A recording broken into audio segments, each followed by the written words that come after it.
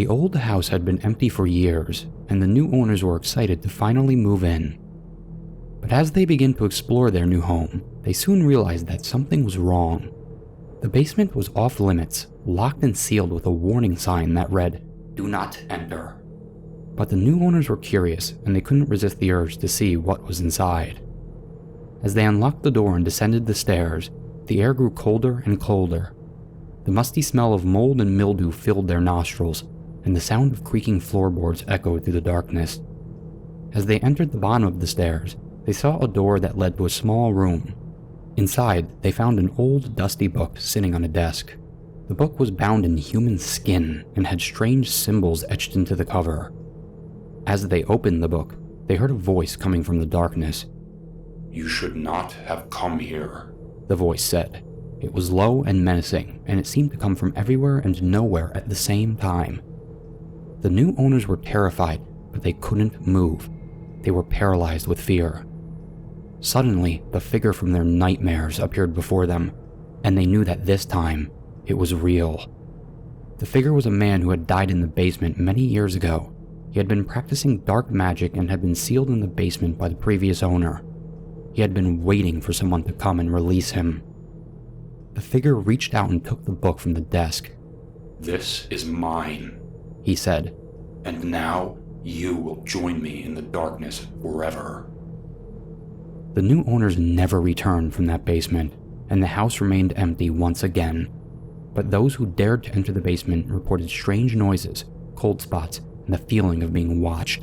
It was said that the ghost of the man still haunts the basement, waiting for his next victims.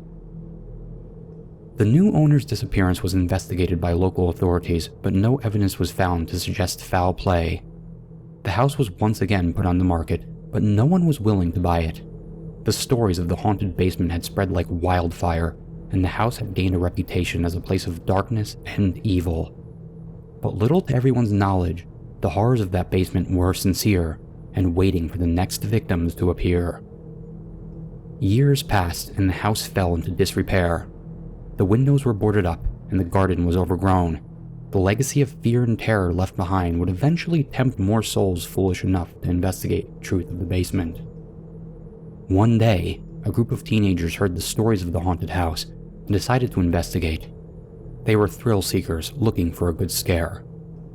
They broke into the house and made their way to the basement. But as soon as they descended the stairs, they knew they had made a grave mistake. The cold, musty air filled their lungs, and the sound of creaking floorboards echoed through the darkness. They reached the door to the small room and opened it. Inside, they found the old dusty book sitting on the desk. As soon as they touched the book, the fabled figure from their nightmares appeared before them. He was the same man who had claimed the previous owners, and he was angry that they had disturbed his rest. The teenagers tried to run, but they were paralyzed with fear. The figure reached out and took the book from the desk. "This is mine," he said. "And now you too will join me in the darkness forever." The teenagers were never seen again, and the house was once again abandoned. But to this day, people say that if you listen closely, you can hear the sound of creaking floorboards and the voice of the figure coming from the darkness of the haunted basement. It was a warm summer night in the American woods when a group of friends, Sarah, Jake, and Michael, decided to go on a camping trip. They packed their bags, grabbed their camping gear, and set off on their adventure. As they hiked deeper into the woods, they couldn't help but feel a sense of unease.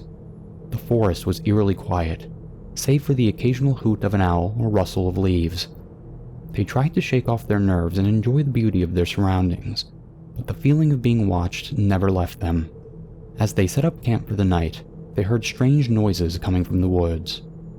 At first, they dismissed it as just the usual forest sounds, but as the night went on, the noises grew louder and more persistent. They tried to ignore it and went to sleep, but they were too scared to close their eyes.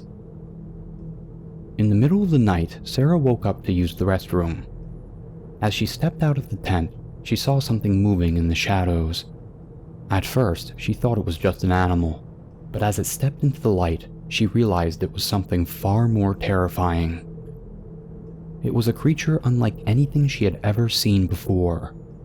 It stood on two legs, had long hairy arms and a face that looked like a cross between a human and an animal. Its eyes glowed in the darkness, and it let out a blood-curdling scream. Sarah ran back to the tent, waking up her friends, and they quickly packed up their camp and started running through the woods. But the creature was fast, and it was quickly catching up to them. They could hear its heavy breathing and the crunching of leaves behind them. They finally reached their car and drove away as fast as they could. But the memory of that creature stayed with them forever. They never spoke of it again, but they knew that it was still out there, lurking in the woods, waiting for its next victims. It was a warm summer night when the small town of Millfield was rocked by strange lights in the sky. At first, the residents thought it was just a meteor shower, but as the lights drew closer, they realized that this was something far more sinister. The lights descended upon the town, revealing a fleet of ships unlike anyone had ever seen before.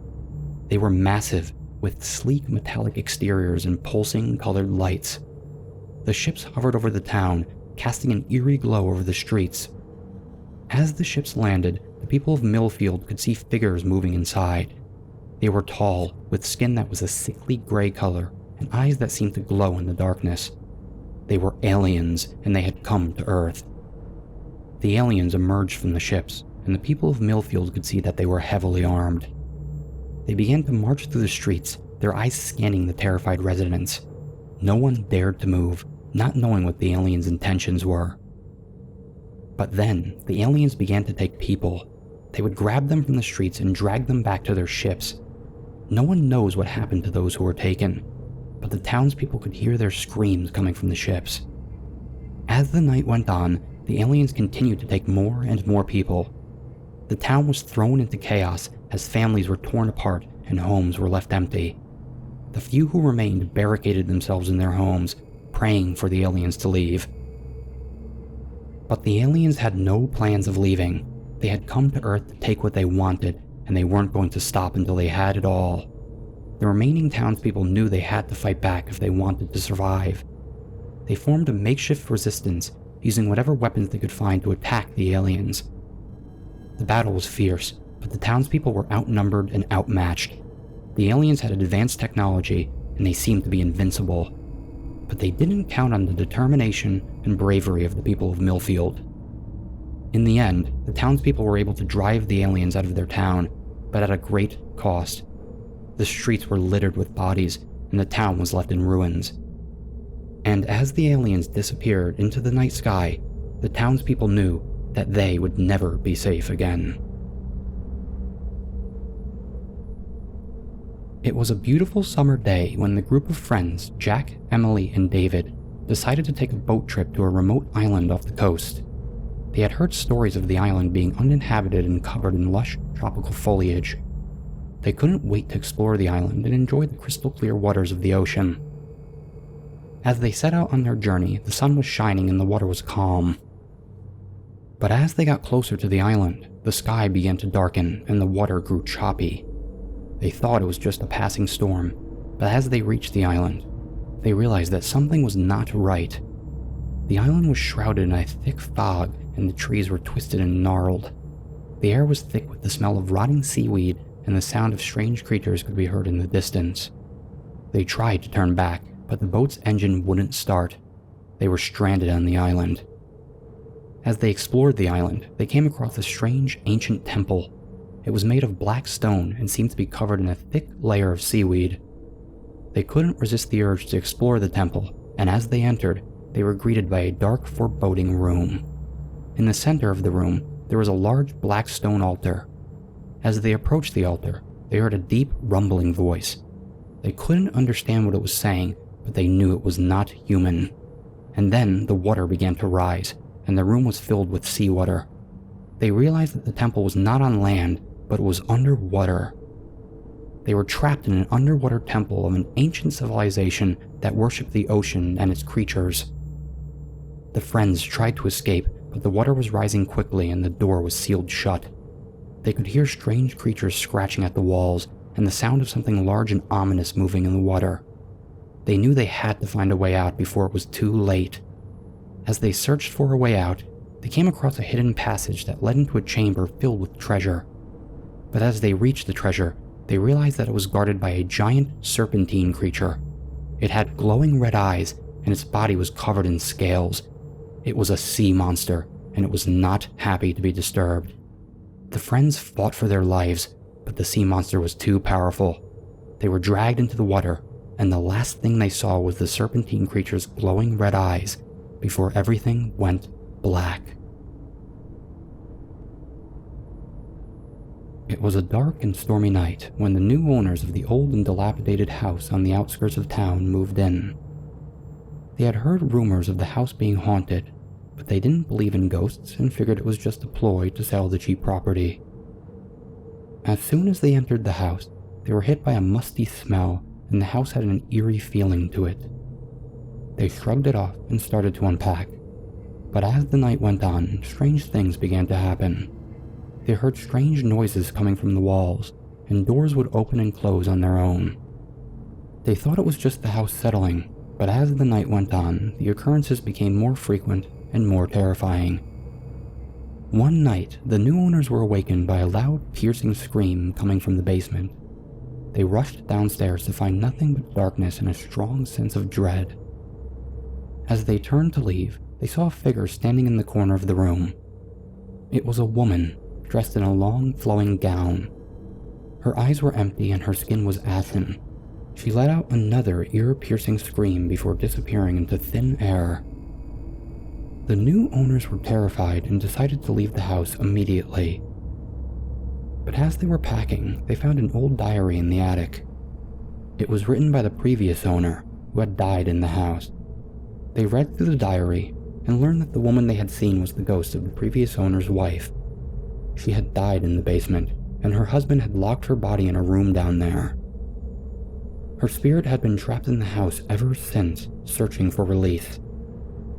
The new owners knew they had to put the spirit to rest. They went back into the basement, and with the help of a medium, they performed a ritual to release the ghost spirit. As they finished the ritual, the ghost appeared one last time, but this time with a peaceful expression on her face, before disappearing into the light. The new owners were able to live in the house peacefully after that. They never experienced any strange occurrences again, but they always kept in mind the story of the ghost that haunted their home, and they made sure to tell anyone who asked about the rumors of the house being haunted the true story.